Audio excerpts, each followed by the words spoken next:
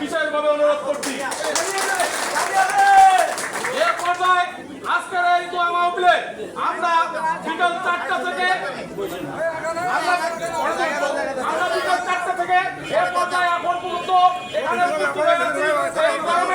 আমরা সরকার আওয়ামী লীগের বিরুদ্ধে যেভাবে দুর্বার গতিতে আন্দোলন গড়ে তুলেছিলাম আওয়ামী চৌধুরীর নেতৃত্বে, ঠিক আগামীতেও আমরা আজকে যে প্রমাণ দেখিয়ে দিলাম এই গরমে আমরা কমেট চৌধুরীর জন্য এই গরমে অধিষ্ঠিত হয়ে কমেট চৌধুরীর অপেক্ষায় কমেট চৌধুরীর জন্য এখানে আমরা কষ্ট করে বসে আছি।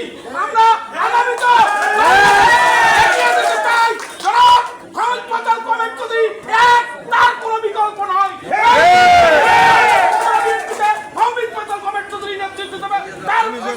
আমরা থেকে দুর্বার গতিতে আন্দোলন করে তুলবো। আজকের এই দোয়া মাহফিল অনুষ্ঠানে এ পর্যায়ে আপনাদের সামনে মূল্যবান বক্তব্য নিয়ে যাচ্ছেন জলঢাকা উপজেলা বিএনপির সাবেক সভাপতি, জলঢাকা পৌরসভার সাবেক সফল সম্মানিত মেয়র জনাব মাহমুদ ফজল কমেট চৌধুরী। তাকে তার মূল্যবান বক্তব্য রাখার জন্য বিশেষভাবে অনুরোধ করছি।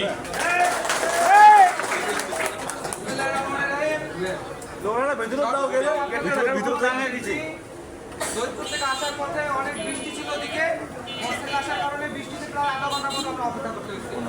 এই জন্য আমি এসে দেখলাম অনেক গরম। এই গরমে আপনারা এতক্ষণ ধরে কষ্ট করছেন, এই জন্য আপনাদের কাছে ক্ষমা চেয়ে দিচ্ছি এবং ধন্যবাদ জানাই।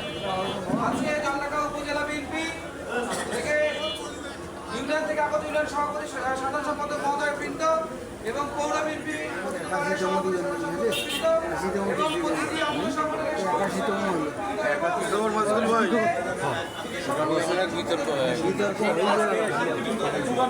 এবং যারা মঞ্চে উপবিষ্ট রয়েছে সবার নাম বলছি না, সবাইকে